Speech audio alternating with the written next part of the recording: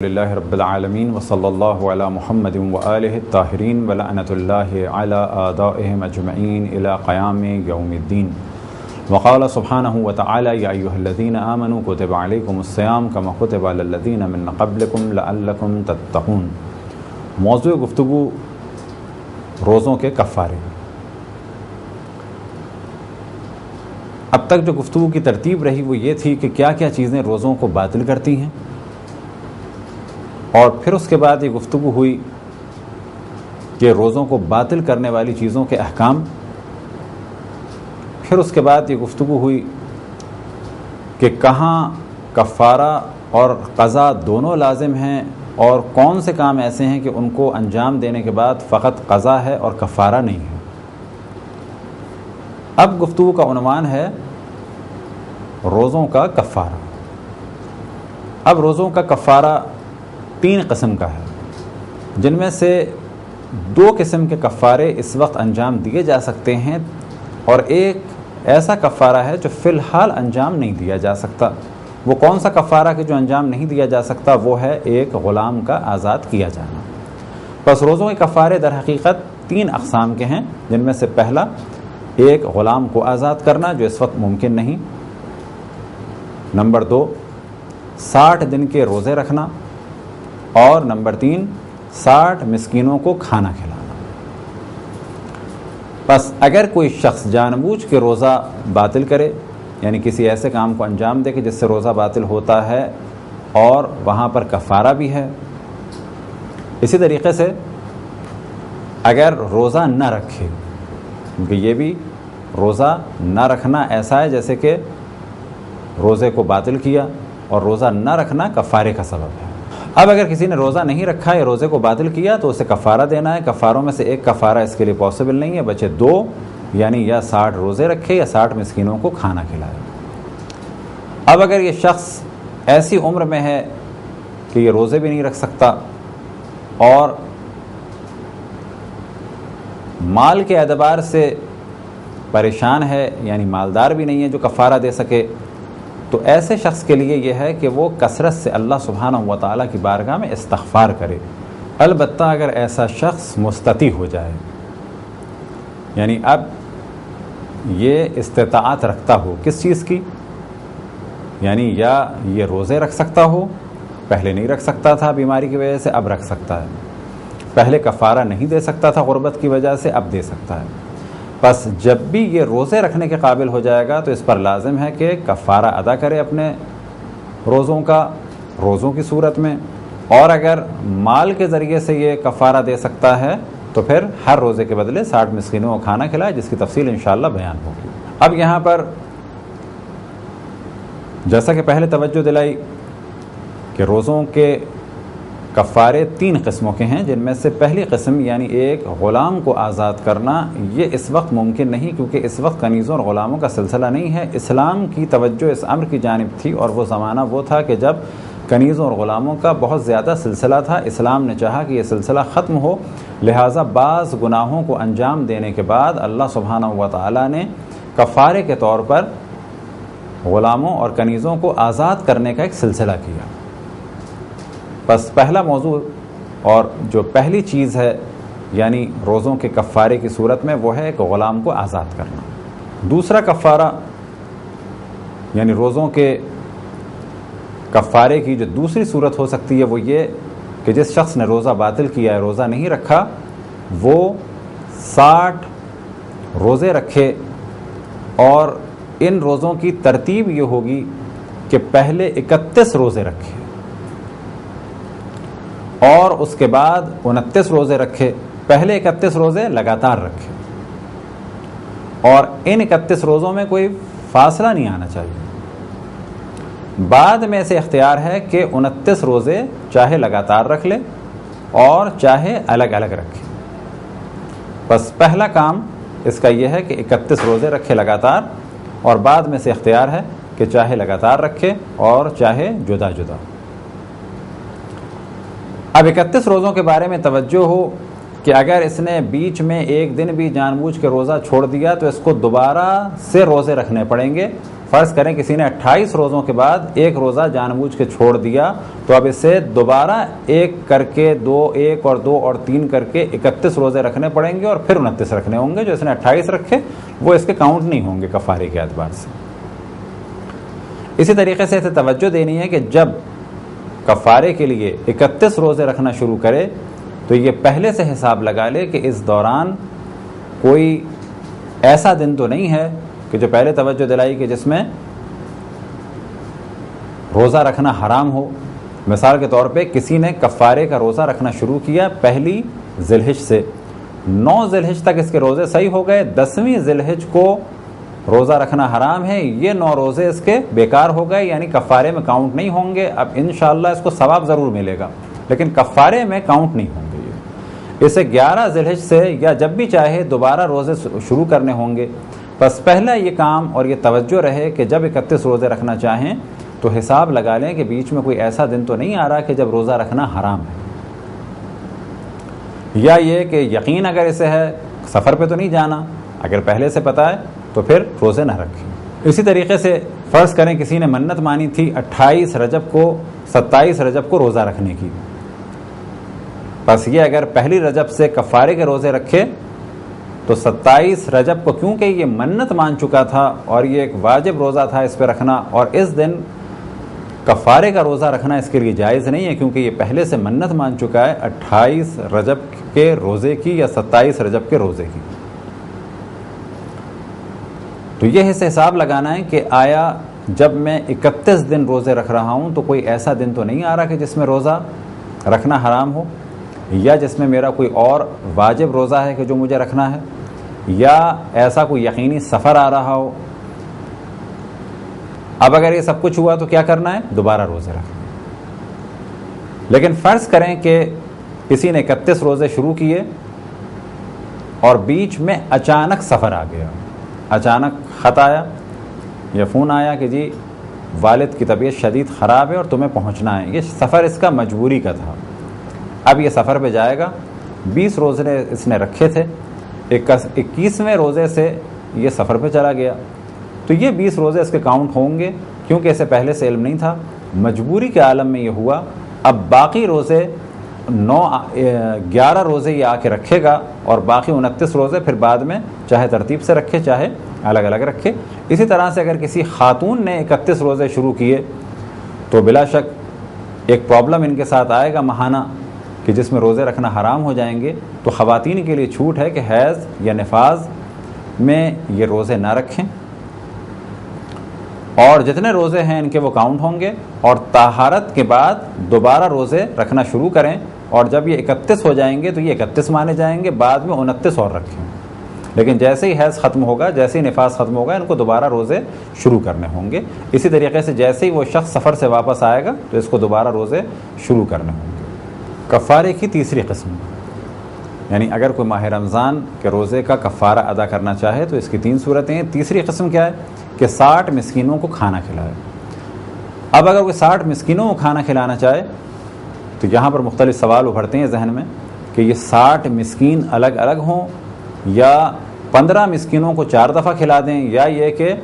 30 مسکینوں کو 2 دفعہ کھلا دیں. تو جواب یہ ہے کہ 15 کو 4 دفعہ کھلائیں گے تو بھی 15 کاؤنٹ ہوں گے، اور 30 کو 2 دفعہ کھلائیں گے تو 30 کاؤنٹ ہوں گے. ایک روزے کے بدلے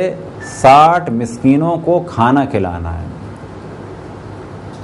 اطعام کرنا ہے 60 فقراء کو، یعنی 60 فقراء کو ایک روزے کے بدلے. اب یہاں پہ سوال پیدا ہوتا ہے کہ 60 فقراء کو ہم کھانا کھلانے کے بجائے پیسے دے دیں، کیا یہ عمل صحیح ہے؟ تو جواب دیا جائے گا کہ یہ عمل صحیح بھی ہو سکتا ہے اور غلط بھی ہو سکتا ہے. 2 صورتیں ہیں. اگر یہ فقراء ایسے ہیں کہ ان کے بارے میں ہمیں یقین ہے، دیندار ہیں اور مسئلے مسائل کو جانتے ہیں، فرض کریں کہ ہم نے ہر شخص کو بجائے کھانا کھلانے کے 50 یا 100 روپے دیے اور کہا کہ اس سے تمہیں ایک وقت کا پیٹ بھر کے کھانا کھانا ہے. البتہ اگر وہ 100 روپے کا کھانا 2 دفعہ بھی کھا لے تو یہ اس کے اپنا اختیار ہے، لیکن ایک دفعہ اس سے پیٹ بھر کے کھانا کھانا ہے، ان پیسوں کو کسی اور جگہ نہیں لگانا ہے. اگر یہ اتنے دیندار ہیں کہ مسئلے مسائل کو جانتے ہیں اور ہمارے کہے پہ عمل کریں گے تو ان کو ہم نے پیسے دے دیے، یہ ہماری جانب سے خرید کے خود کھانا کھا لیں گے، پیسے ہم نے انہیں دیے، ہماری جانب سے خرید کے کھانا کھائیں گے، اور یہ اطعام مانا جائے گا 60 فقراء کا، یعنی 60 فقراء کو کھانا کھلانا، یہ چیز مانی جائے گی۔ لیکن اگر ہم نے پیسے دے دیے اور انہوں نے بجائے کھانا کھانے کے کچھ اور کھا لیا تو یہ 60 فقراء کو کھانا کھلانا نہیں مانا جائے گا۔ اس لیے ہم نے کہا کہ پیسہ دینا صحیح بھی ہو سکتا ہے اور پیسہ دینا غلط بھی ہو سکتا ہے۔ دار و مدار یہ ہے کہ کس کو پیسے دے رہے ہیں، آیا وہ دینی مسائل کو جانتا ہے، اتنا دیندار ہے کہ ہمارے کہے پہ عمل کرے، یا وہ عمل نہیں کرے گا۔ فرض کریں کہ ایک شخص کو ہم نے 100 روپے دیے کہ ہماری جانب سے کھانا کھانا، یا یہ کہ 60 افراد کو ہم نے پیسے دیے کہ ہماری جانب سے کھانا کھانا، ان میں سے 20 افراد نے کھانا کھایا، باقی نے 100 روپے خرچ کر دیے کسی اور چیز میں۔ جب ہمیں علم ہوگا کہ ان 60 میں سے 20 نے کھانا کھایا ہے، 40 نے کھانا نہیں کھایا بلکہ کسی اور چیز میں خرچ کر دیے، تو اب ہمیں 40 کو دوبارہ کھلانا ہوگا۔ لہذا احتیاط یہی ہے اور بہتر طریقہ یہی ہے کہ کھانا پکوا کے یا کسی بھی طریقے سے ڈائریکٹ کھانا کھلوایا جائے۔ اب یہ کھانا کتنا ہو اور کس معیار کا ہو، جو بھی چیز کھائی جاتی ہے، اگر پیٹ بھر گیا ان کا، ایک دفعہ پیٹ بھر گیا تو یہ کافی ہے۔ مقدار کتنی ہو؟ مقدار اتنی ہو کہ ان کا پیٹ بھر جائے۔ معیار کیسا ہو کھانے کا؟ کھچڑی بھی ہو سکتی ہے، بریانی بھی ہو سکتی ہے، قورمہ بھی ہو سکتا ہے، پزا بھی ہو سکتا ہے، برگر بھی ہو سکتا ہے۔ اب وہ کھانا آپ خود پکا کے کھلا دیں اور پر ہیڈ 50 روپے یا 30 روپے کا پڑے، چاہے کسی 5 اسٹار ہوٹل میں 60 افراد کو لے جائیں اور ہر فرد کا کھانا جو ہے وہ 1000 روپے کا پڑے، یہ آپ کے اختیار میں۔ آپ پر کفارے کے طور پر لازم ہے کہ آپ 60 غریبوں کو جو مومن ہوں انہیں کھانا کھلائیں پیٹ بھر کے، چاہے پکا کے، چاہے کھچڑی، چاہے روٹی اور انڈا ہو، چاہے روٹی پر کباب ہو، پیٹ بھرنا چاہیے 60 مومن فقراء کا۔ اب اگر کوئی کھانا نہ کھلانا چاہے تو کیا کرے؟ تو پھر وہ ہر فقیر کو بجائے کھانا کھلانے کے ایک مد طعام دے، یعنی ایک مد طعام یعنی ایک مد کھانا دے۔ بعض دفعہ ہم بعض فقہی الفاظ جو استعمال کرتے ہیں اس کا ہدف یہ ہے کہ ان الفاظوں کو مومنین سنیں اور اپنی زبان پر جاری کریں، اور کم سے کم یہ کہ ان الفاظ سے آشنا ہو جائیں۔ مثال کے طور پہ اسی نشست میں جو ہم نے بعض الفاظ استعمال کیے، اطعام 60 فقراء کا یعنی 60 فقراء کا، تو اس قسم کے الفاظ سے آشنا ہونا چاہیے تاکہ جب بھی جہاں بھی فقہی محافل میں یا مجالس میں یا درسوں میں یا کتابوں میں ان الفاظ کو دیکھیں یا محافل میں سنیں تو اس وقت کوئی مشکل نہ ہو سمجھنا۔ جب ہم مختلف علوم کی مختلف اصطلاحات کو سمجھ سکتے ہیں، مختلف علوم کے مختلف سخت الفاظ کو سمجھ سکتے ہیں، تو پھر دین کے بارے میں جو مختلف الفاظ ہیں یا خاص ٹرمنالوجیز ہیں ان کو ہم کیوں نہیں سمجھ سکتے؟ اب یہاں پر سوال یہ پیدا ہوتا ہے کہ ایک مد طعام کتنا ہے؟ مد طعام، مد ایک مقدار ہے، بس پہلا مرحلہ یہ آئے گا کہ یہ مد کتنی مقدار ہے، اور طعام یعنی کھانا۔ بس اگر ہم کھانا نہیں کھلا سکتے، اطعام نہیں کر سکتے، اطعام کے معنی کھانا کھلانا، اگر ہم یہ نہیں کر سکتے تو کیا کریں؟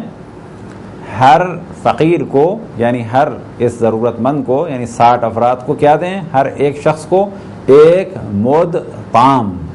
یعنی ایک مد کھانے کی چیز دیں۔ یہ کھانے کی چیز کیا ہو؟ وہ ہو کہ کسی معاشرے میں کھانے کی اصل چیز مانی جاتی ہے، جیسے کہ گندم یا جو یا چاول، یہ ہم دیں جو اصل کھانے کی چیز مانی جاتی ہے۔ اب یہ مد کتنا ہے؟ یہ مد جو مشہور قول ہے اور عام طور پر مراجع الزام فرماتے ہیں تقریباً سبھی 750 گرام، تقریباً 3 پاؤ سے مختصر سا زیادہ، کیونکہ 1000 گرام زیادہ ہیں بنسبت ایک سیر کے، تقریباً 3 پاؤ سے تھوڑا سا زیادہ، اور اگر آج کل کے جدید وزن کے حساب سے گفتگو کی جائے تو 750 گرام، اکثر مراجع کا یہی فتویٰ ہے۔ لیکن اس موضوع میں حضرت آیت اللہ العظمیٰ سید شبیری زنجانی فرماتے ہیں کہ 900 گرام دیں. وہ اس میں احتیاط فرماتے ہیں کہ 750 گرام نہیں بلکہ 900 گرام دیں. یعنی باقی مراجع فرماتے ہیں 750 گرام، یہ 150 گرام، اوپر فرماتے ہیں 900 گرام. اب یہاں پہ سوال کیا جا سکتا ہے کسی کے حالات صحیح ہیں، فرض کریں کہ وہ 60 مسکینوں کو آٹا دینا چاہتا ہے،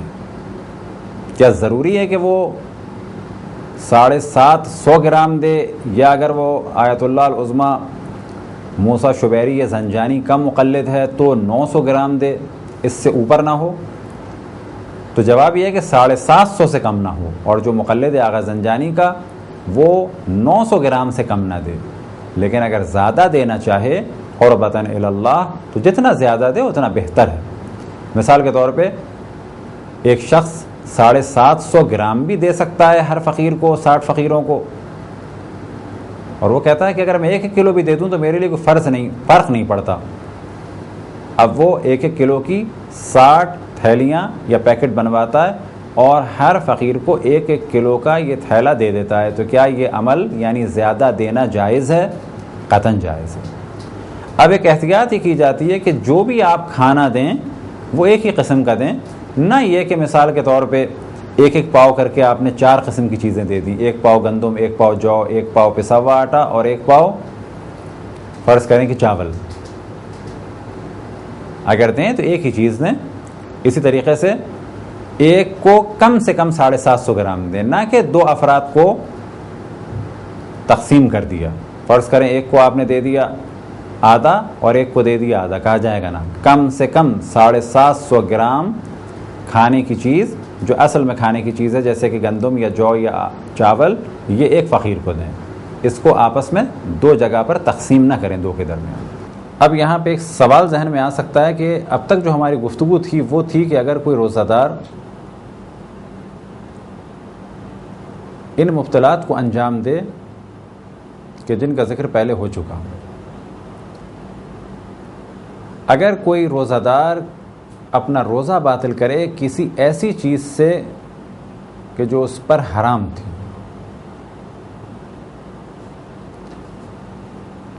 تو یہاں سے مسئلہ 2 حصوں میں تقسیم ہو جاتا ہے. روزہ باطل کرنا ان چیزوں سے کہ جن کا ذکر ہوا وہ 2 قسم کی ہیں، البتہ ان میں سے بعض، مثال کے طور پہ کھانا یا پینا. اب یہاں پہ سوال یہ پیدا ہوتا ہے کہ اگر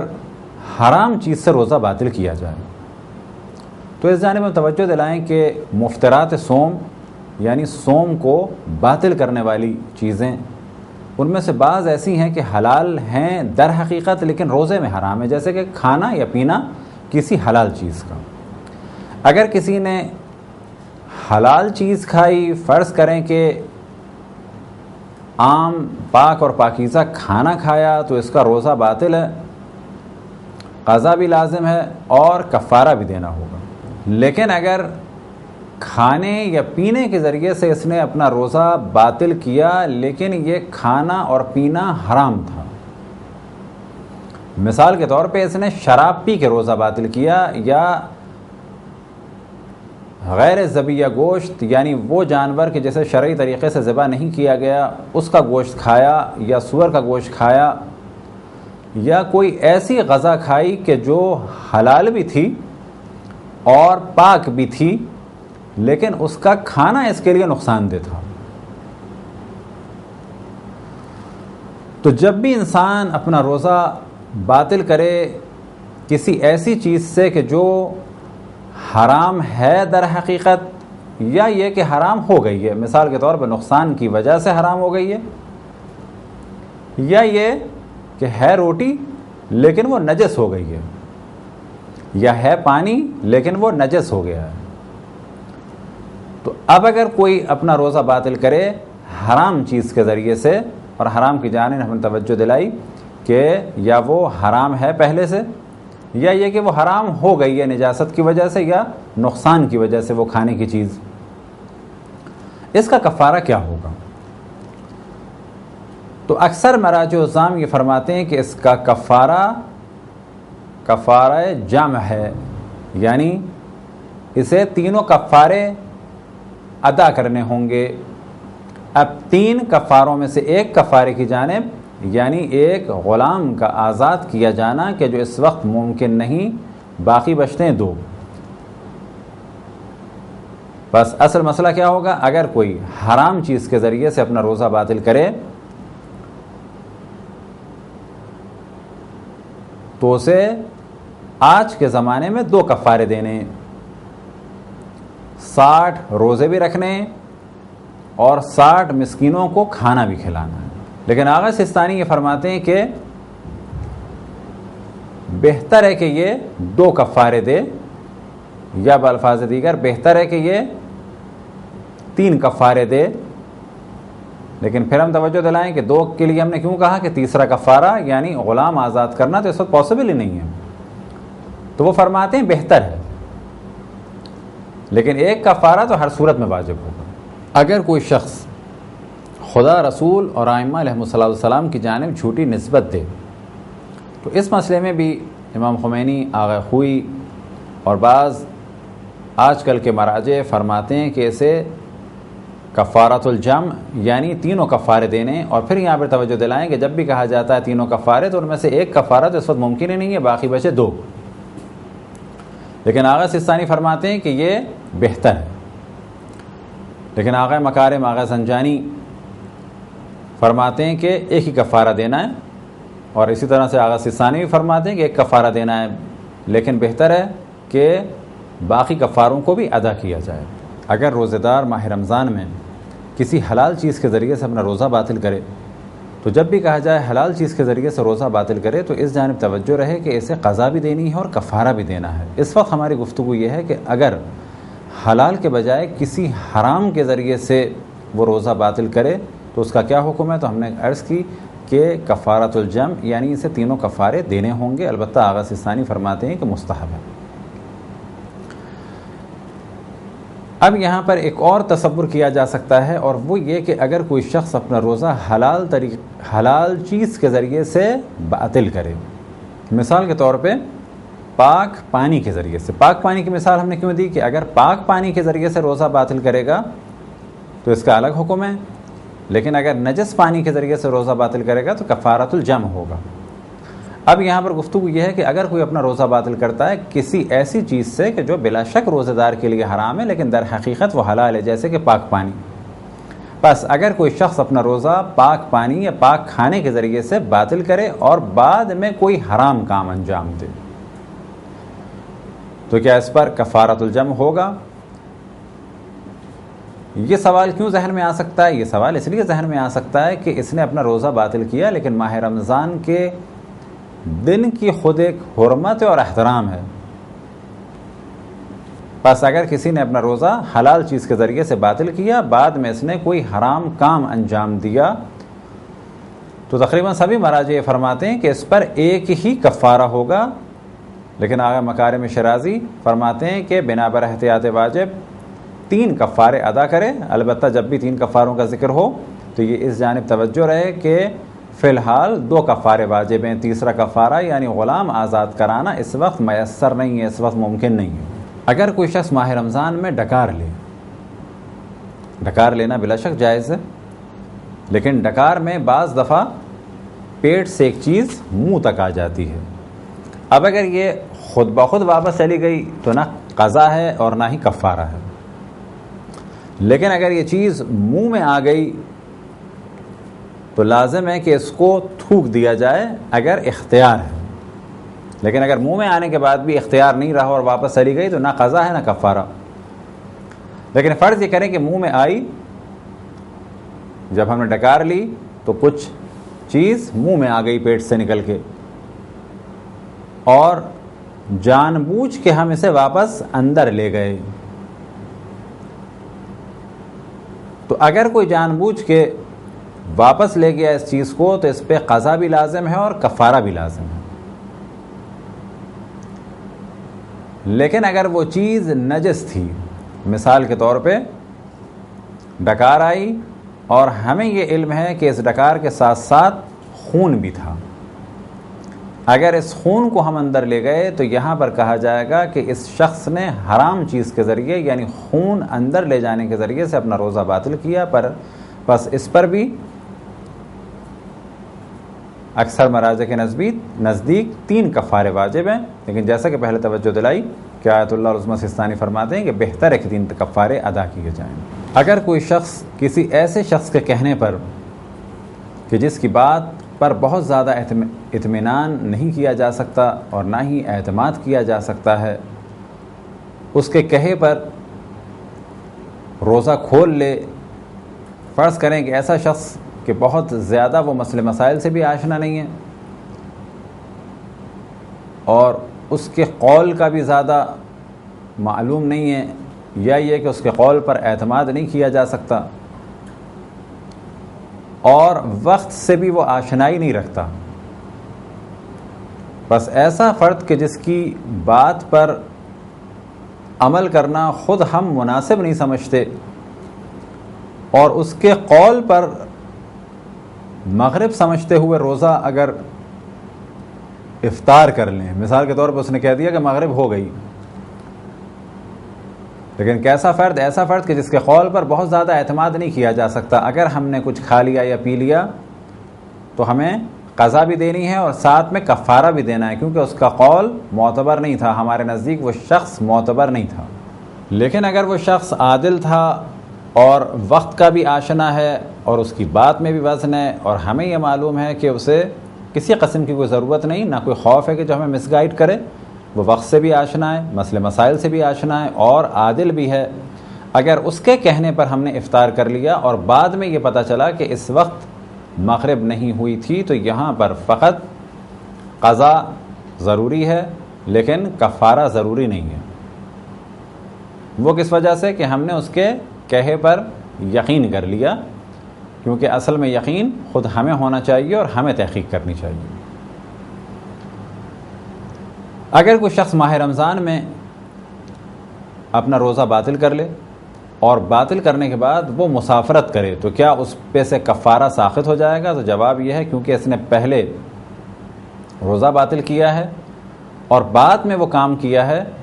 کہ جس کے ذریعے سے روزہ اس پہ سے ساقط ہو جاتا ہے، یعنی مسافرت، تو ایسے شخص پر کفارہ اپنی جگہ پر باقی ہے، کیونکہ جب اس نے یہ کام کیا یعنی روزے کو باطل کیا یا کوئی ایسا کام کیا کہ جس سے روزہ باطل ہو جاتا ہے، در حقیقت اس پہ اس وقت روزہ واجب تھا۔ اب یہاں پر جانب توجہ دلائیں کہ فرض کریں شخص کا روزہ ہے، اگر یہ سفر پہ نکل جائے تو جیسے ہی شہر کی حدود سے باہر نکلے گا، حد ترخص سے پہنچے گا، تو اس کا روزہ ختم ہو جائے گا، اس کے لیے کھانا پینا جائز ہو جائے گا۔ لیکن اس نے کھانا پینا کب کیا؟ اس شخص نے کہ ابھی یہ شہر میں تھا، پہلے اس نے کھا لیا پی لیا، روزے کو باطل کر لیا، اب اگر سفر کرتا ہے تو اس کا کفارہ اس پر باقی ہے، جس طریقے سے عام لوگوں پر باقی ہوتا ہے، سفر کرنے سے اس کا کفارہ معاف نہیں ہو سکتا۔ اگر کوئی خاتون اپنا روزہ باطل کر لیں اور بعد میں انہیں جو ماہانہ نجاست کے مسائل ہوتے ہیں پیش آئیں تو ایسی صورت میں ان پہ کفارہ نہیں ہے۔ یہ فتویٰ تو ہے امام خمینی کا، لیکن آخوی فرماتے ہیں کہ بنا بر احتیاط واجب کفارہ دے، اور آغا سستانی یہ فرماتے ہیں کہ بہتر ہے کفارہ دے۔ اسی طرح سے اکثر مراجع کا فتویٰ یہی ہے کہ کفارہ دینا اس پر لازم نہیں ہے۔ البتہ پھر جانب توجہ دلائیں کہ بہت ساری جگہیں ایسی ہیں کہ جہاں پر فتوے الگ ہیں، لہذا بعد میں ہم سے سوال بھی آپ لوگ کر سکتے ہیں۔ اسی طریقے سے خود توضیح المسائل میں بھی دیکھیں کہ کہیں ایسا تو نہیں کہ یہاں پر جن کے آپ مقلد ہیں ان کا فتویٰ مختلف ہے۔ البتہ جو مشہور مراجع الزام کے جن کی عالمیت کی شہرت ہے، ان کے مسائل کو ہم تدریجاً بیان کرتے رہتے ہیں اور کوشش کرتے ہیں کہ عام طور پر احتیاط کے مطابق مسائل کو بیان کیا جائے، لیکن جہاں پر ضروری ہے کہ الگ الگ مسئلے بھی بیان کیے جائیں یا یہ کہ احتیاط مشکل ہے یا ممکن نہیں، تو وہاں پر فتوے الگ الگ بھی بیان کر دیتے ہیں۔ اگر کسی شخص کو یقین ہو کہ آج اول رمضان ہے اور اس کے بعد بھی وہ اپنا روزہ باطل کرے، لیکن بعد میں اس کو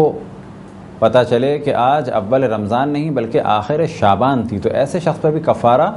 واجب نہیں ہے۔ البتہ یہ ذہن میں رہے کہ اس قسم کے جتنے بھی مسائل بیان ہوئے کہ انسان نے روزہ توڑنے کے لیے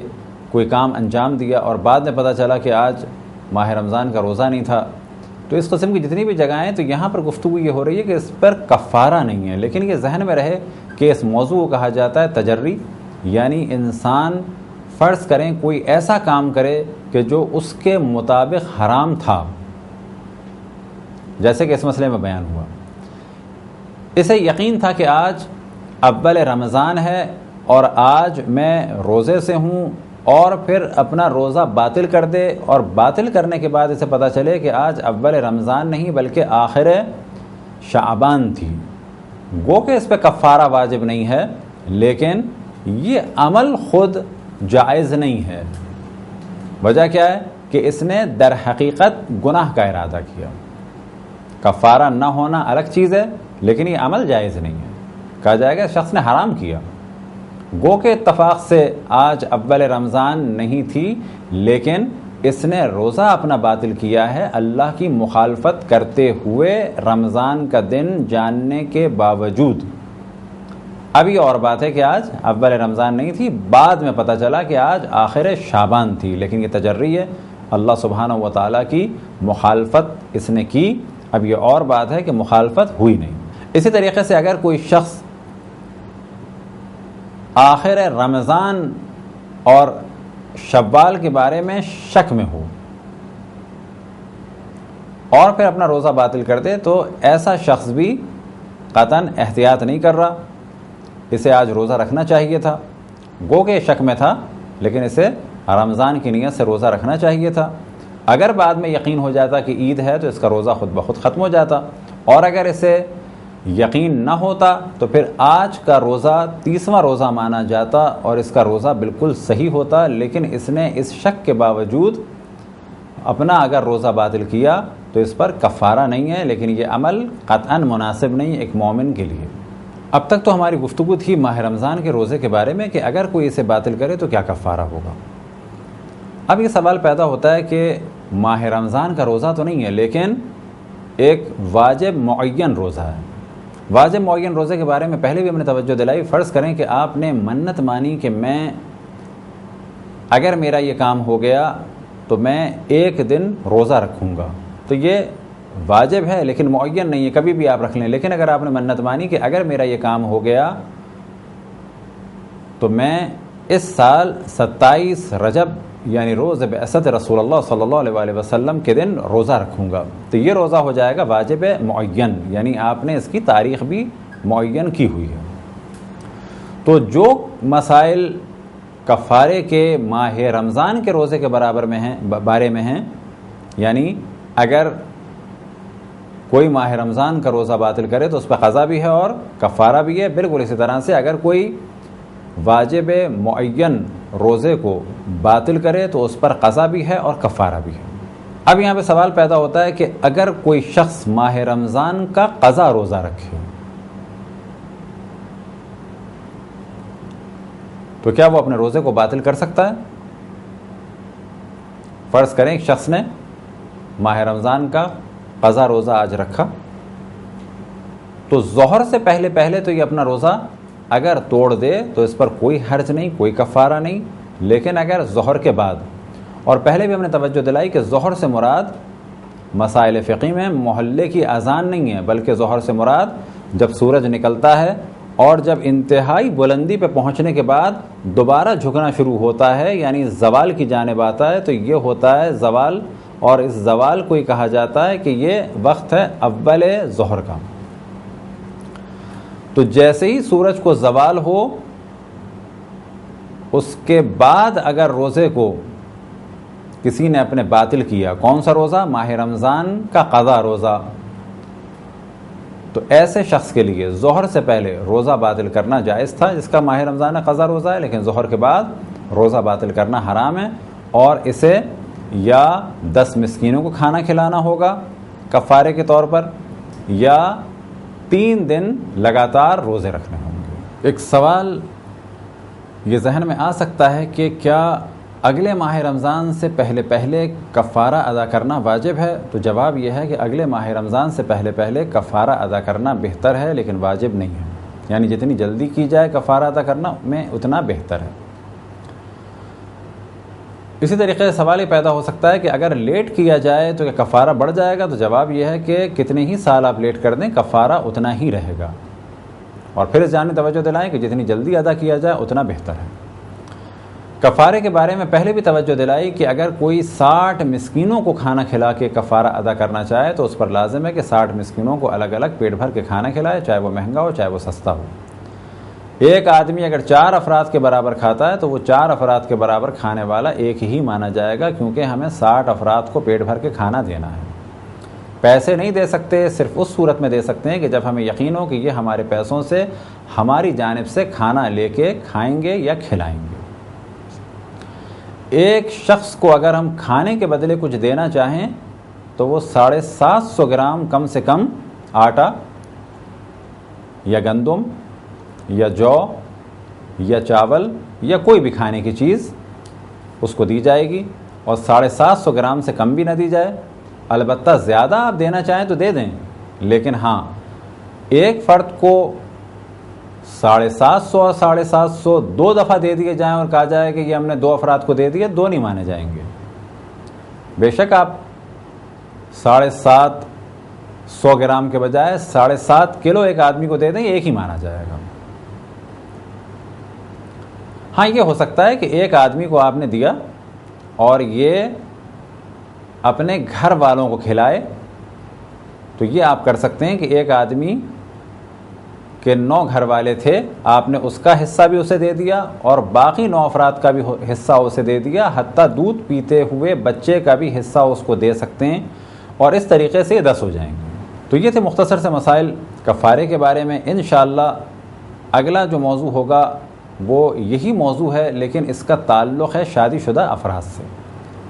خداوند تبارک و تعالیٰ سے دعا ہے کہ بحق محمد وآل محمد ہمیں اپنے رسول اپنی حجتوں خصوصاً امام زمان علیہ السلام کی معرفت اور اطاعت کی توفیق عطا فرمائے۔ وصلی اللہ علی محمد وآلہ الطاہرین۔